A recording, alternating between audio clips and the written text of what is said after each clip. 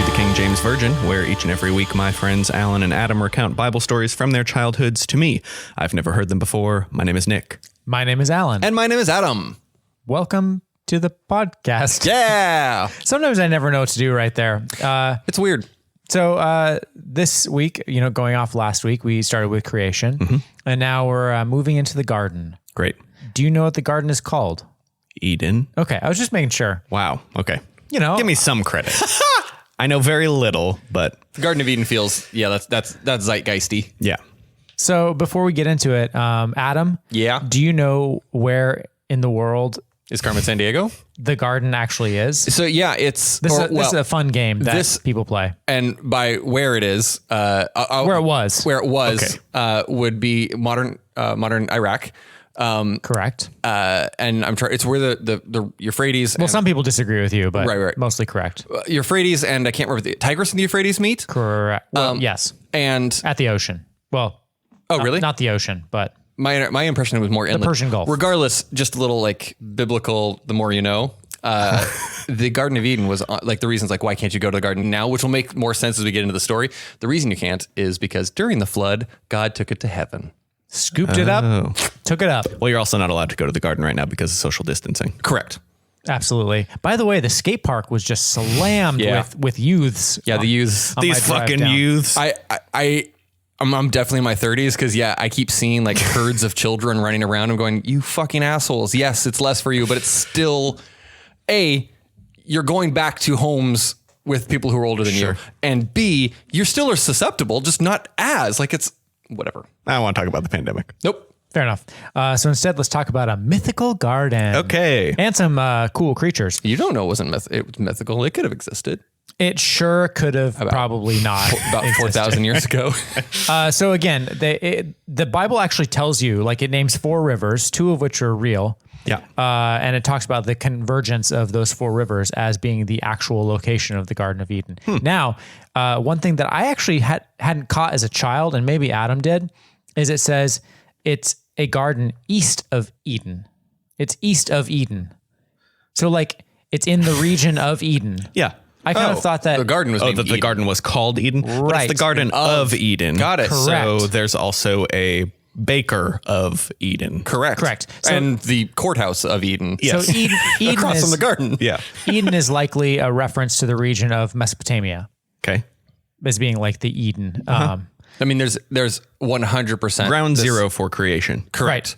Also, could very have been where like the giant park in the Babylonian kingdom. Like they could be talking about Central Park. Essentially, is what I'm saying. It's like this is like this entire all of these stories are descendant from like the really nice park in the middle of our city. Sure. I mean, you're not wrong. Like the flood, the Tower of Babel, they echo Mesopotamian mythology. Tower of Babel was right. just a labor dispute. It was like a giant construction, and it's like, Yeah, the architect just fucked up the ziggurat, and they're like, "I'm gonna make sure people remember you." and they brought in like manual labor from somewhere else, and they didn't speak the language. So there's like all these like language. It's like fuck it, we're just gonna like leave the area. Yeah, and now I just really want to read all those Mesopotamian stories. I know. because I want the OG version. We absolutely have to. Yeah. It's a book right over your shoulder. Someday, I'm very Waiting for excited. us. That's what that is. So let's. I guess I kind of started into it a little bit. So this isn't as much of a story. Not really. It becomes a story, but we're going to talk about the garden a little bit, a couple specifics, and then we'll move into a little bit of a story bit. So, I mean, maybe I'm getting ahead and we can cut this if I am, but is the process of creation and creating all the fish and shit, is that all happening in Eden or is that worldwide? So this is the thing, like the way it's described is that it's worldwide and the garden is just home essentially. But what gets weird is that as a kid, I could probably reconcile it now just because I'm like able to live in non-absolutes, but that also means that the whole story falls apart.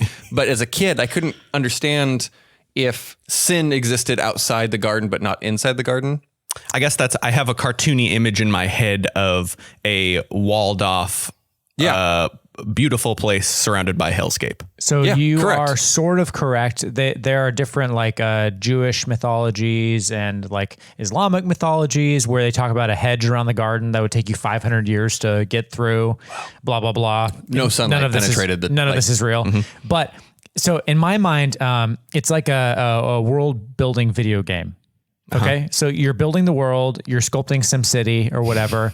And like you have you finally like finish kind of building your world and you have like a human like pinched up, Yeah. So it's like, Yeah. like squirrely arms and legs in the sky. And you're like, shit. Where do I put this thing? I don't want him to get away. And so you like make this walled off nice pen for him. Right.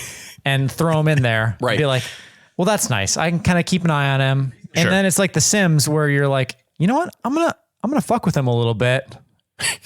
Give him a test. I'm gonna put this thing that I'm not gonna tell him not to touch and see if he touches it. I mean, they tell him, don't touch it. Right. Don't touch it. But then see if he touches it. Yeah. So in my mind, it's this. This is another one of the things in the Bible that points towards if God is real, he is cruel. Yeah. Yeah. This is messed up. Alan's going to have to probably correct me because there's a couple of things. We're in an area where my Christian knowledge overlaps with my Adventist knowledge, and I don't necessarily know the distinctions. So I'm sorry for all the people out there who didn't grow up Adventist. This could get real weird. I'm excited because Don't worry. It's all real weird for me. I have very little childhood memory of This. the garden without talking about just like the tree of life or the tree of knowledge of good and evil, which we'll talk about. Sure. There's some interesting things here. I should stop Adam. Nick, so God does the 6 days of creation and then makes the garden. Like we're just right there. He makes Adam. Yeah. And depending on, Depending on which verse. depending on chapter 1 or chapter 2, he makes Eve in the garden or they're both dangling from the sky and he makes the garden and plops them in. Right. But that's where we're at. Right. They've named all the creatures. Boom. We're in the garden. There's actually, I was going to say, They're naked. Yes. I should specify. correct. But Because the Bible- but have no shame. They are naked without shame. This is a, The Bible does specify. yes. Naked. Okay. I was going to say, the Amazon show Good Omens. It's Terry Pratchett / Neil Gaiman. Great job of doing, like, I think the quintessential projection of Christian views of what the garden looks like in one of the episodes. Like, they do a really good job of just like, this is what it looks like. This episode is sponsored by Amazon's Good Omens. Oh man, if they want to throw us some money, I'm in. So they're in the garden hanging out, and Alan's right. So this is where things get Adventisty / non-Adventisty. Right out the gate. Yeah, well, so I have no idea where he's going. I'm very curious. with Adventism, Earth is like I think we talked about this last week, where it's the proving ground for the rest of the universe on whether sin is something that, so the idea is like God is putting out this challenge, God hasn't put out this challenge. Satan, Lucifer, put out this challenge to God saying, you have ultimate control. That's not right. I'm challenging your authority, and I want people to have the right to have sin. And God was saying, all right, just to prove once and for all, we're going to do this test with Once Earth. and for all in the very beginning. In the very beginning. Well, no, and see, this is like where Adventist Yeah. rolls over, He's like, been cruising around doing this for Exactly. millennia. For the past 6,000 years. Okay. well, we've existed for 6,000 years. I don't know if I think in Adventism, the jury's out on how long, like the universe has been perpetually. Well, with this existed. test. Correct. But the idea is that we're going to run this test. We're going to get it to its conclusion. And basically everything's going to be so fucking bad on Earth that the rest of the universe is going to go, yes, that's bad. And then God will basically wipe out sin, quote unquote. Yeah. I get the thing. Yeah. It gets really confusing when you start like, well, what is sin for? Yeah, I know. Yeah, sin is just things God doesn't agree with, I guess. So, because of I that, hate noisy eaters. right. Sin.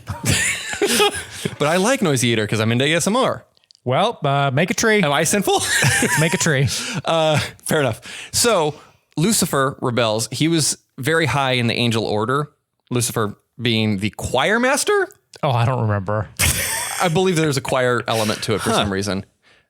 They're singing. Yeah. The most sinful of masters. Well, so here's the thing. Like, it was always being tied to rock music. what? This is, oh God, we're digging deep choir into weird shit. master Well, so like teaching basically- guitar solos. Well, the idea is that like Played by Jack Black. Satan knew the power of music in human souls, and so he would use music to woo people away from God. Versus the power of love? Or maybe just the power of Huey Lewis in the news. Sure. This is why rock groups aren't allowed in your church. Well, correct. I mean, for a long time. Yeah. Anyway, so Satan, Lucifer, does this whole thing. He rebels. He falls. And I don't exactly remember the deal that he makes, but somehow he basically says, if this test you're doing with Earth is going to be real, then you have to have an advocate for the other side there. And God says, okay, there's going to be a tree. And I'm going to tell them they can't eat from the tree. And if they eat from the tree, they will have two things will happen. One, they will know the difference between what good and evil is. And two, they will have become sinful. Catholics would call this original sin. Yeah. Which this is all in Revelation, right? No, most of this is Ellen White stuff. Oh God. Right? See, this is what I'm saying. I feel like double indoctrinated. Right. That's awful. It's not even in the Bible. This is It's like not even fair. So there's a whole series of commentary that Ellen White did where it's like expounding. No, it's commentary. And in their version of the text, this is all inserted like. So no. This separate is books. Okay. It's and to Adventist credit, which is, I guess I'm giving them credit, they will always say if anything in the Bible contradicts this, take the Bible over the commentary. But it's all commentary. So like by definition, it's both. It's like a weird, like proving a negative sort of situation. It's like it's not here because it's talking about the things that are here. It's like one of the contemporary complex board games where there is a rule set and then a glossary. And the glossary has more specific rules, but it always says, if the general rules contradict this, right, please go back to the general rules. Like, you wrote the fucking rules. What are you doing? Yeah. I feel like we were raised in a religion that not only had like we had to watch the DVD, but we also had to memorize all the commentary. The director's commentary. And it's like, we just didn't stand a chance. And sometimes you forget which is the quote from the movie, and sometimes that's the quote what's, from the. That's what's happening. Yeah. So anyway, that's all like kind of Adventist context of why the tree is here. Okay. The devil, Lucifer, Satan, all the same person. Although that also gets confusing too. Yeah, we will be doing an episode on the devil. Great. Because but you've been like prepping for this for. I don't think he's a bad guy. He could just be the punk in the whole situation because he's basically he was like there needs to be an advocate for the other side. Yeah. And so God's like, all right, then you get to be a snake. And snakes at this time were basically small dragons. They could fly. They were colorful. They had wings. They like so fun thing, Adam. I looked into this a little bit. So there are two words that are used for snake in the Hebrew language. And one of them is like tiny dragon. Yes. When Moses casts a snake from his rod, it's a snake. But when Aaron does it, it was a tiny dragon? It's a tiny dragon. Oh! Wow. Which, what? Fuck! How have I not run across that before? So snakes and tiny dragons, though, both creeping things. No. Snakes. Shit. Snakes wiggling. Tiny dragons, legs and wings. Well, see, here's what's confusing. Insect? Oh, legs? Well, I don't know. Definitely wings. Because hold both of those thoughts because no and yes. So he's in the tree. He's basically confined to the tree. Yeah. And he can't go to them, but if they come to him, he can talk. Which is fucked if he has wings. That's cruel. That is really weird. It is. Maybe he can hover. Yeah. I assume We need an early PETA in this instance. All the Adventists would say everybody's vegetarian, including all of the carnivorous animals. Everybody, Adventists would say that. Yeah. Otherwise, like, to be fair, they at least give them a reason for why, like, animals aren't just like, why are the lions living with lambs in the whole like pre-sin? Like, why are they not just ripping food up? Yeah. It's like, because they ate carrots. But I've read some versions where before original sin, the animals were kind of conscious that Adam and Eve were these elevated creatures and were like okay with the sacrifice of themselves to sustain these creatures. Really? Which I think is cool. I mean, that is a different take. This might be a east of the mountains, west of the mountains things, like hippie side versus Republican No. side. I just read this. Oh, okay. Oh shit! Where was I going to go with this? So confined to the tree. So winged snake. Right. So the winged snake. And as the story goes, and this is another, you're going to get, I'm pretty sure that your like patriarchy. Whoa. Your patriarchy hackles are going to like going up on this one. Okay. So Eve wandering around, it's heavily insinuated. I don't know if it's in the text, but like she has been discouraged from leaving Adam's side because she can't be trusted to like wander alone. Adam does not have those stipulations. Just Eve does. Cannot be trusted with. She's too naive. She's too female. So here's the thing. It doesn't explicitly say that in the Bible, but there's some like exegesis or however you say that. Exegesis About like God said they couldn't eat the fruit. Right. But Adam told her she couldn't even touch it. Oh, I didn't know that. So it's like him making rules as if she is an inferior creature. Got it. Yeah. But yeah. So she's not allowed to leave his side strictly because of the tree. She's discouraged too because, well, no, she just can't be trusted. Like she might wander off and end up in Paris, I assume. Okay. Yeah. Like, you know how women are with directions. Yeah. And they love Puri. Right.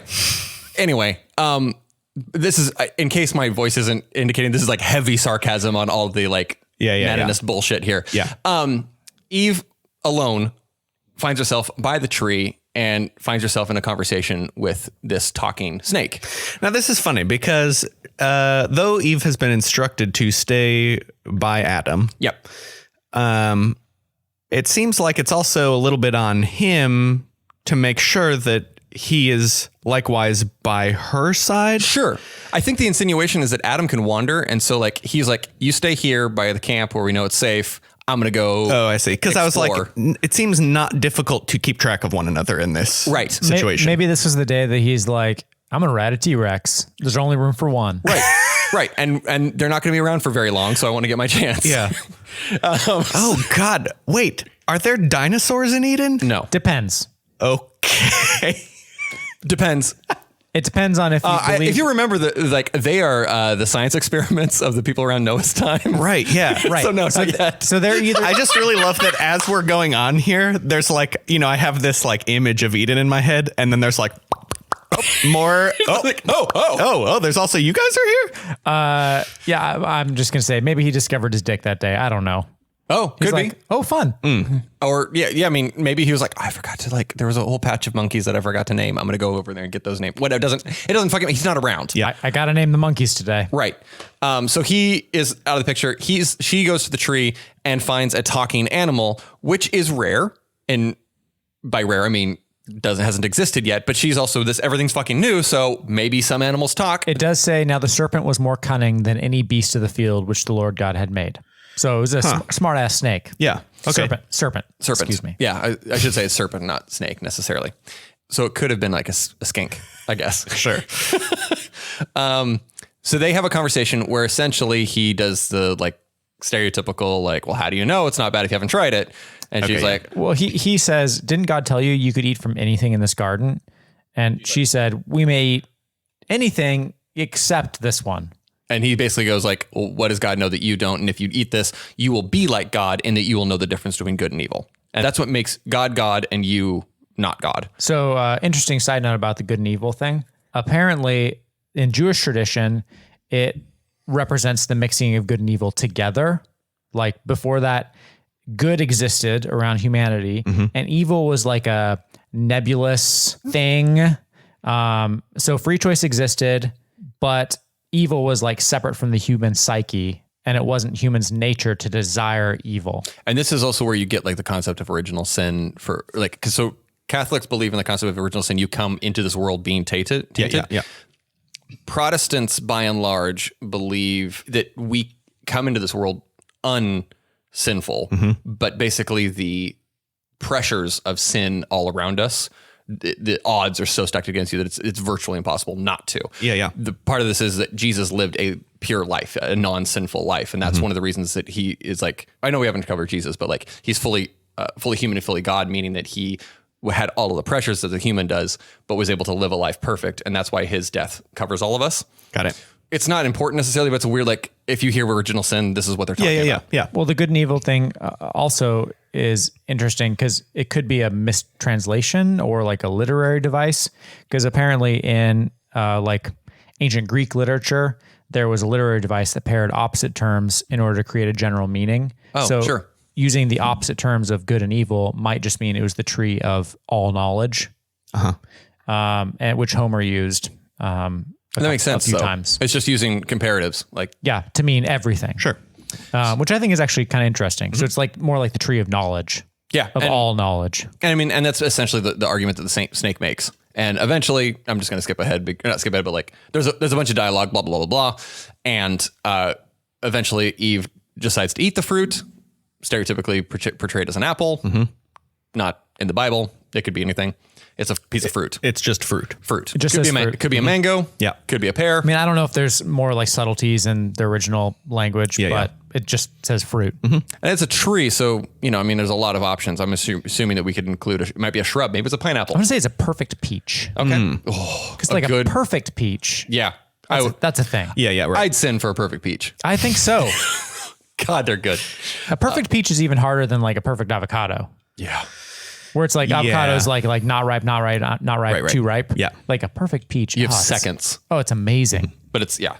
So she then takes the fruit, having eaten of it, to Adam, go like, Adam, I now know everything. And basically does the hard sell on him.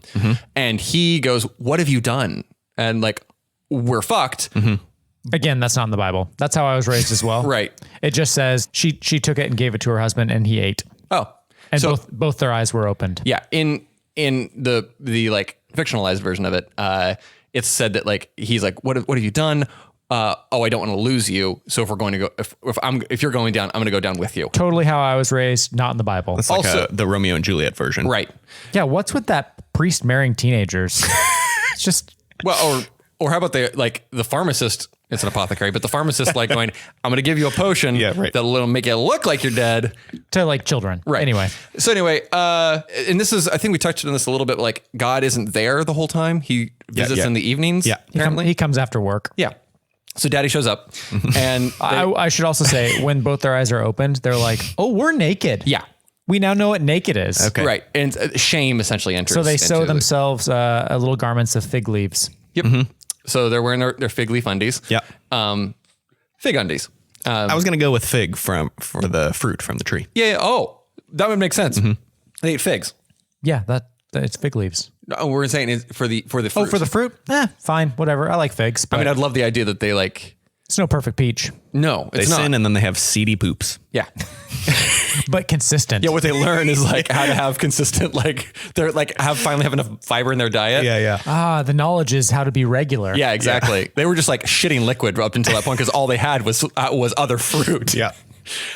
So God shows up and they're hiding from him, right? Well, they're hiding their. So it's like Adam says, it's in the evening, and they heard the sound of the Lord God walking in the garden in the cool of the day. loud walker, just tromping through, like breaking all sorts of. Well, he's God. huge.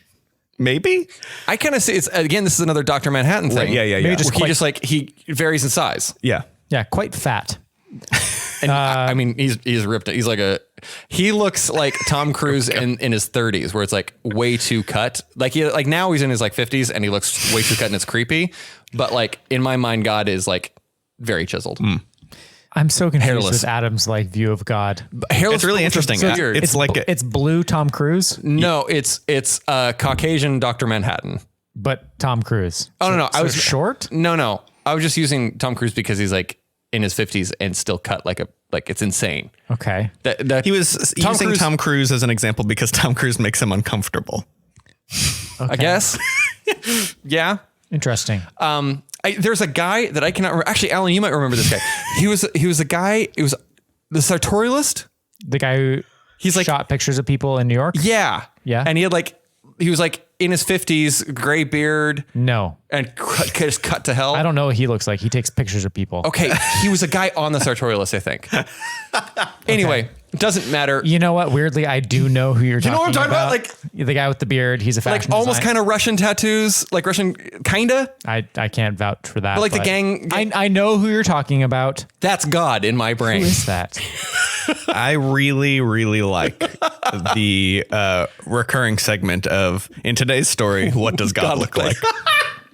Yeah. So I'm just adding like flavor text. With hearing the footsteps and hearing him coming at night, I am only picturing Incredible Hulk. Okay, that makes sense. Yeah. And so like you're getting like Who the fuck ate this fruit? right. So he goes like, "Why are you hiding?" Essentially, and they're like, "We are embarrassed that we're naked." And he's like, "Why do you know that you're naked?" And then Adam immediately turns and goes like, "The woman you gave me ate from the tree." And God knows that this has happened, right? Like he's not asking and finding out firsthand. Presumably he's all knowing and he knows that this has happened. One would assume that yes, given that God quote unquote knows everything, Yeah, it's like- he seems not to know what the It's fuck's like you going on. see the chocolate on the kids' faces, and the parent is like, Did you eat some chocolate? Did you eat chocolate? Yeah. But it doesn't. Maybe. Nick Wooster. Okay. That's the guy's name? Yeah, God. Adam thinks God looks like Nick Wooster. There's a picture This of him. is so weirdly specific, and that both of you knew what this photo was. Alan and I were obsessed with this blog for a long time. I knew what he was talking about, and I Googled, what did I Google? Sartorialist tattoo beard. And then just like went through Google Images. There's an image of him with like a rolled up. Why do I know who he is? He had a moment where he was hot, fuck is just he? everywhere. Anyway, this does not in any way, shape, or form matter to the story. God asks them. Adam immediately throws Eve under the bus. Am I right about that, Alan? Like Alan, I'm sorry, I was looking up who the fuck Nick Wooster is and why I know about him. The woman you gave me to be with me, she gave me of the tree and I ate. yeah, like just blames it immediately. Okay. And God goes, "Well, you both did it." So, Well, the woman then was like, the serpent deceived me. right, and I she ate. turns on the serpent, and the serpent's like, "What did you expect?" That's why I'm here. But then God curses the serpent. Yeah. So the God then goes, all right, snake, which also like, He's like, snakes, you fucked. yeah, he punishes snakes. It's not snakes' fucking fault. It's Because remember, up until this point, all snakes could talk and had wings. Oh, I see. And we're beautiful. This is another one of those like where we're talking about like, so there's, I think that may be the thing we're told. But now they're cursed more than cattle. Oh, whoa, more than cattle. Yeah. They have to crawl on their belly. They have to eat dust. Not true. And they will put enmity between you and the woman, and between your seed and her seed. I think whoever wrote this, and be it Moses or not, like had a very like specific like feud with snakes. Sure. And specifically we have enmity. You and I, we are through. Yeah. Because It is a funny like nemesis to choose early on. Just snakes. Yep. I mean, I get it. This morning, I came down. My toddler was hanging out with his grandmother, Adam's mom, and she had the biggest house spider I've ever seen in a cup because she found it in her sink. Yeah. And my kid was just like poking it with his finger as it walked around outside, and I was very impressed at both my child not being afraid of this really large spider and my mother-in-law for trapping and like Humanely making a toy out of a spider. Yeah. And I told her as such, I was like, I'm impressed that you could trap that spider. And she's like, well, at least it wasn't a snake. Well, there you go. Apparently your mom is deathly afraid of snakes. I hate them. Enmity. We have enmity Between the woman and the snake. Yeah. Yep. It's my mom is Eve. it's biblical. No, all women. Oh, all women. Okay. Oh, so snakes and women are just natural enemies. Yep. And then God cursed the women. Yeah. God is like, and basically said, childbirth is going to be painful for you. So fuck you. Yep. And I think implied in that is periods. No, just painful childbirth. Okay. In pain, you shall bring forth children. It was probably some male pastor who implied. And men will rule over you. Lovely. Yeah. Yep. Adam not punished at all. A little bit. Okay. Because Adam gets like, because you've heeded the voice of your wife and have eaten from the tree, which I also- told you not to eat. Cursed is the ground. In it you shall toil. So you have to like work hard to make food. Both thorns and thistles I shall bring forth for you. this is also an argument that like In the sweat of your face you Protestant shall eat work bread. ethic comes kind of from this. I see. Where you get people like, no, like everything has to be hard. Otherwise you're not doing God's will. Right. Which also like, if you can figure out how to make millions of dollars by sitting on your ass, then like, does that make you God? Anyway, that all happens. And then they are kicked out of the garden. You cannot come back into the garden. And it is guarded. God makes them skins. Yeah, God makes to them. wear. They get some skins, which so that insinuates that God then like slaughters something, a sheep, and dresses them in their clothes, kicks them outside the garden, and Just a bunch of iguanas. right the gate or not gate, the entrance is guarded by an angel with a fucking flaming sword. Not just an angel. Gabriel, Do you remember what kind of angel? archangel. A cherubim. Oh, Do you know what a cherubim is? not a seraphim. This is correct, below a seraphim. Oh, so it's like you got like mid-level. So it depends. It could either be fifth level angel or a second level with seraphim. But do you know what a cherubim looks like? So cherubim has been bastardized by cherubs? Renaissance paintings. I was going to say cherub. Cherubic would fat imply like, baby. yeah. Is cherubim the one with like the multiple wings? Do you know what cherubim should imply? Is this like the ones on the feet and the whole thing? Oh yeah, it is. Okay, excellent. Nick, you'll enjoy this. 2 pair of wings. Okay. 4 faces, that of a lion, which represents all wild animals, an ox, domestic animals, a human, humanity, and an eagle, birds. Their legs were straight and the soles of their feet like hooves of a bull, gleaming like polished brass. You mean a fucking demon? 4-headed, 4-winged. With a flaming sword. With a flaming sword. Which I kind of feel it didn't need at that point. Yeah, like who exactly is he guarding this from or From us. for? From us getting back in. Okay, great. Yeah. And in theory, there was a... So now we got snakes to worry about, we got thorns to worry about, and we have a 4-faced thing with a fucking Just don't go back flaming to the sword. door. Yeah, You're fine. He won't come after you. yeah, But if you're running from a snake, you're fucked. yeah. and they think it was from the Babylonian Isamasu or Shedu, basically a protective spirit with a sphinx-like form, possessing wings of an eagle, body of a lion, head of a king. Yeah. So the Sphinx. Yeah. Very popular in Babylonian stuff. This was probably written during the exile. Yeah. There you go. They just upped the ante a bit. Yeah. Right. They're like, that's only 3 things. Yeah. I think we can do better. He's got hooves and another set of wings. Yeah. 4 heads, guys. Yeah. So here's the thing. That could be interpreted in multiple ways. Like Alan was going like 4 heads. My thought was that what if it's like you can swap out the faces? Or 4 sides of the head can rotate. 4 sides of the head is kind of what I was thinking. Yeah. What do you think about that, Alan? 1 head, 4 faces. So here is kind of a medieval interpretation. We're looking at an artist, not an artist rendering, an actual photograph of a cherubim. A police sketch.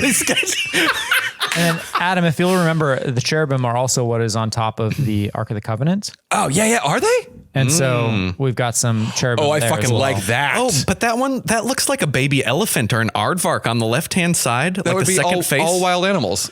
Oh, I don't like that. This makes Raiders a lot more confusing. Like, Yeah. they really didn't. Those wings are not. Yeah. Didn't do it enough. Fuck yeah. Cool. I like that a lot. I forget that there are like some like real crazy shit animals in the Bible. Mostly just angels, like just weirdo I mean, that's angels. cool that like it makes me want I want that spin-off story. I want that guy's story. How did he get that job? Right. And was it a shit job? Like, was that like, It seems like. right? He got mall cop duty? It like, seems like it would be a shit job. like, fuck, really? I got to guard the entrance? You just Yeah, want me yeah. to stand for how long? And you 6 know- fucking thousand years? And you know that he's supposed to be learning some kind of lesson. It was only like a few hundred years before the flood. Right. When it was sucked back into heaven. One thing I read, and I didn't write down details about it, but basically in like Mesopotamia and then Babylon, they just combined animals to make cool creatures, like cool mythological creatures. Yeah. And they added wings, and they're like, dude, that looks awesome.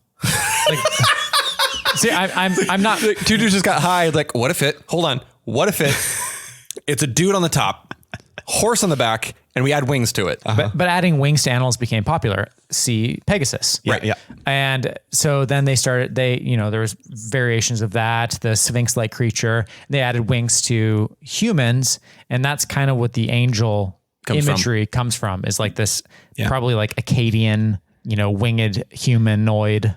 So I'm still confused about Eden is plopped onto the earth. And there are shrubs that take you hundreds of years to crawl through, but there is an entrance that just spits out into The rest of the world. Right. Okay.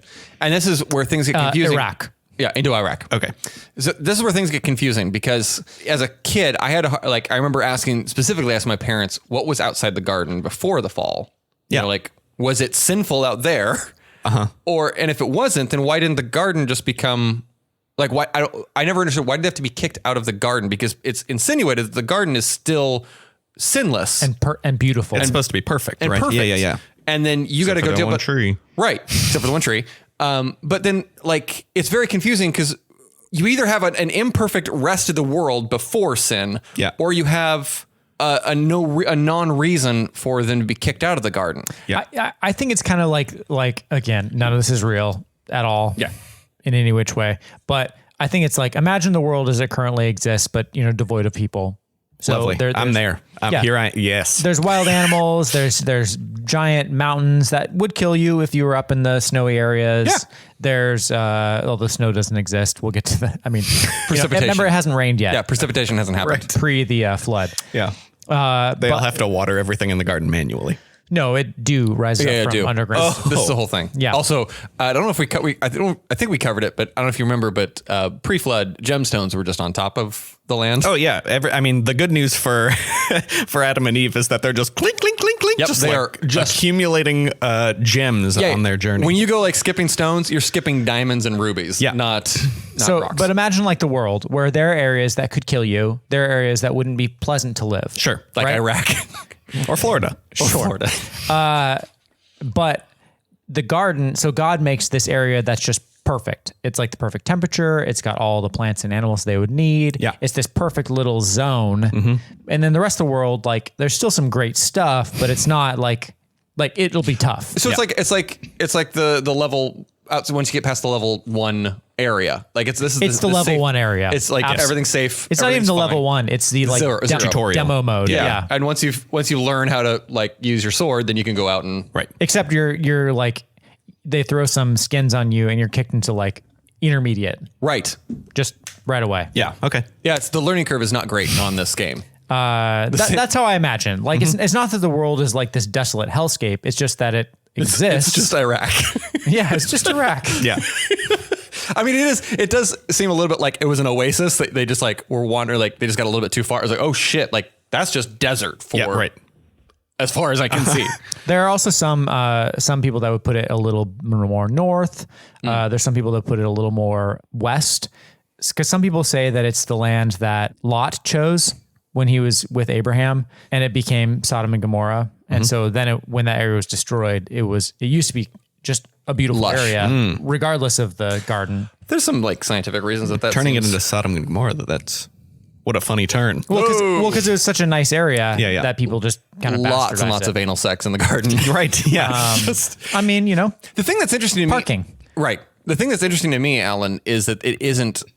Why not place it in Africa? Like put it with the birth. Yeah, Alan, why not place it in Africa? Well, I mean, like I'm sorry, that did come out a little bit like, hey, give me the answer, but like.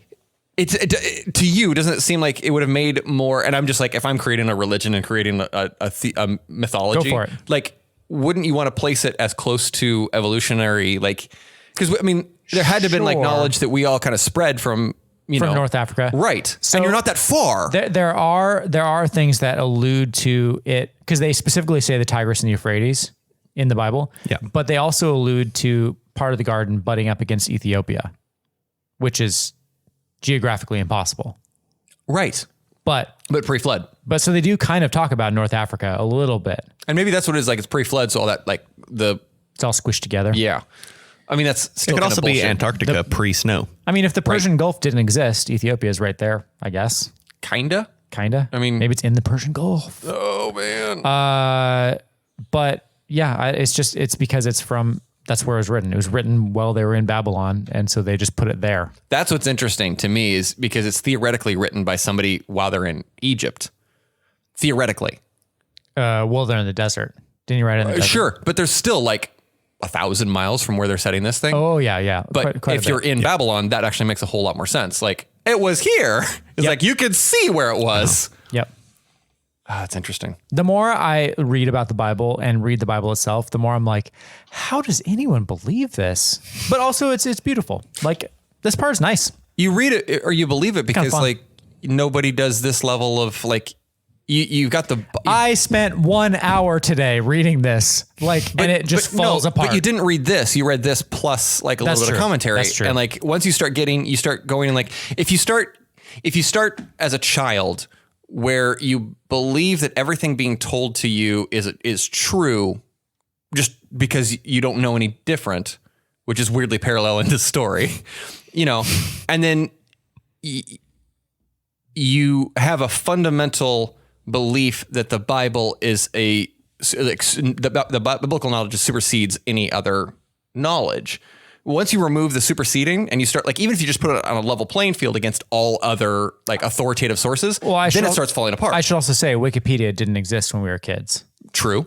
Like last night, while my kid was watching Magic School Bus, I was reading about all this stuff in Wikipedia. But Origin of the Species did. Yeah, but it was harder to get that For sure. as well. I'm just meaning like even if I'd been given like Origin of the Species and read it and comprehended it, like the problem was I would have come in with this like, well, yeah, this is a thing, but knowing that this is true, then I have to assume that anything that contradicts it is just because that's wrong. also how we were raised. Right. If anything contradicts the indoctrination element is big. Yeah. Plus just like the... I guess that's all I'm saying is indoctrination. Yeah. Wow. I just like, that's a revolutionary thought. plus the like human nature element of wanting to know a reason or a point. Right. It does seem like growing up, I think the church has a really hard problem now, given the ubiquity of information and the speed at which you can get information. That's why they have to put coffee shops in the foyers. Yeah. But like, Keep people coming. it's just an interesting... And guitars and drums up front. Yeah. They got They're like, well, people can figure out stuff on their own now, so we got to make church hip. Yeah. One last thing. There is this cylinder. It's known as the Adam and Eve cylinder seal from the post-Akkadian periods in Mesopotamia. So 23rd or 22nd century. Is it a cryptex? It does have... Please be a cryptex. Well, maybe, but it does have two facing figures, male and female, seated on each side of a tree, holding out their hands to the fruit, while between their backs is a serpent. So this is a very old story. So it's another case of whoever wrote this just grabbing mythology and This is an artifact from like 2300 BCE. Yeah. Just pretty cool. Yeah. I mean, it doesn't surprise me. Cool. It's fun. So that's the fall of man. That's why we're here. Lovely. Did that make sense? Did All we wrapped skip- up in a neat little package. Was it? Yeah. Do you have any idea what happened? Yeah, totally. Because it's not a story, so we kind of... Well, I mean, it's a little story, so we kind of jumped... I feel like we jumped around a little bit. More questions than answers, but yes. Lay them down. Let's talk about it. They're easily dismissed or not really relevant or just more like just curiosities. Yeah. But yeah, there's not that much more to this story than I think that most people have like a general working knowledge of. I mean, there's just like the dumb curious stuff that I want to know, like what, the stuff that is not explained explicitly in the Bible. That's just like, well, we were told this, and it's like, well, okay, but. And there's a lot of the type of things like why were they rats in a cage? Sure. Yes. Or why didn't anybody ever try to burrow through that hedge? Yeah. Well, it takes 500 years, Adam. Yeah. But how do we know that? Right. Because it's written in another book. But that's the thing. It's like, there's a lot of those stories where like when you're indoctrinated, part of it is just like, you're like, what is told isn't that it's like, I wasn't ever told the 500-year thing. I was basically told believe it's because it's in the Quran. Oh, really? Yeah. Oh, okay. But like, I was told essentially like it was impossible to get through. We don't know what it was, but it was impossible to get through. Yeah. Like that was the answer given. So it's a non-answer answer where it's like, and I think like actually in, on Good Omens, the way that they built it, it's like basically on the top of like a ziggurat. Like it's basically this like pillarized garden that's just like several hundred feet in the air that would make it almost impossible to get up to. Well, and also as kids, they say angel with flaming sword. If they were to delve in the details, we'd be like, I'm sorry, how do the four faces work? Sure. Right. Totally. And I think that in that, like, my angle is flawed because these are not stories to ask questions of. Right. No. It's their object lessons, or should be. No. Well, this is fact. Okay, but I think that there are many, at least progressive Christians, who take this to be just object lessons. I'm not sure about this one. Really? I would say that the Garden of Eden and the fall of man, I would say Christians probably take this fact. Yeah. Okay. I mean, liberal Christians would take creation to be allegory, but I think they would say that I guess I just have a tendency of wanting to give people more credit. Oh, for sure. I agree. People don't believe this as fact. So you can't ask questions of it like you're diving down and like, well, what about this? Well, what about this? If it's just an allegorical story of, explaining that human nature need for, I want to figure out a reason why we do this way. I mean, you're touching on I think the weirdest element of indoctrination is I've got several friends that I can think of specifically where they can speak intelligently using human intelligent logic that I put them in like upper echelons of intelligence. Yeah. But there's this chunk where it's completely partitioned off from that, that you can't, like, I mean, like to a certain extent, like my parents, I keep thinking about the way that they perceive this, and it's when you start poking at it, their language changes, their voice doesn't change, but like you start with like, oh, I'm not talking to the person who could figure out how to build X or how could break down a recipe to do Y or could do, all the things that my parents are really good at. Because if they'd apply those skills to it, it would just dissolve in their hands. Yeah. Also, shout out to Sue Farnsworth, who does listen to this podcast. Yeah. So sorry, Mom. Hi, Sue. Oh. Yeah. Now I'm sad. It's just it's a weird fucking thing. Yes. Because I can't apply logic to this. Sure. Because if you, that's inherently the problem. Yeah.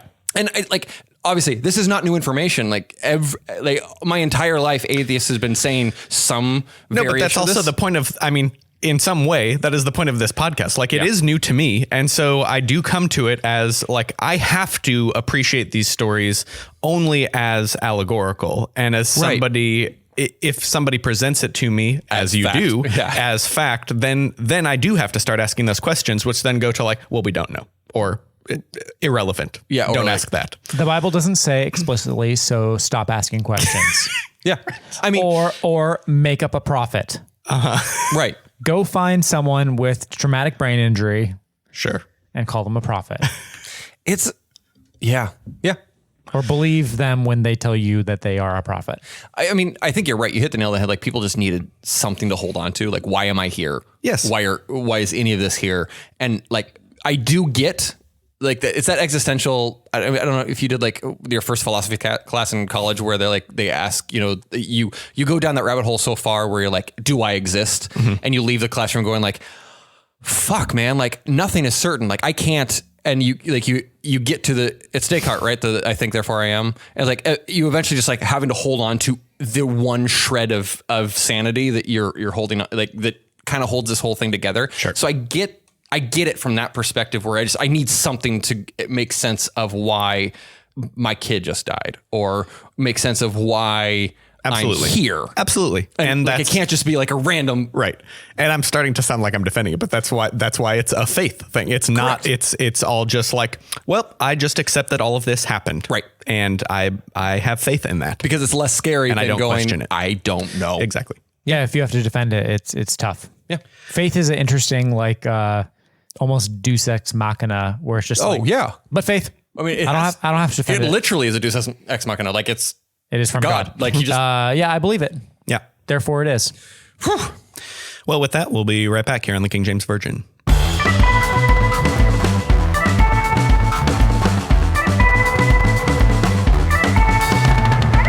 Thank you so much for listening. You can follow us at KJVPod on both Twitter and Instagram. We gotta maybe eat a boy. Eats a boy.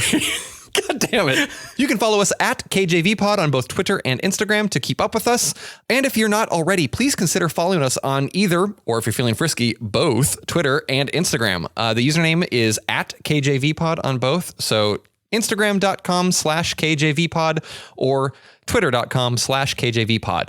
We'd really appreciate the follow. Thanks to Mascaras and Resurrection Records for use for our theme song, Kexati, off the album El Moren. And this week's Resurrection Records is Mecca Lecca Highs. So Resurrection artist. What'd I say? Resurrection is. Oh, wow.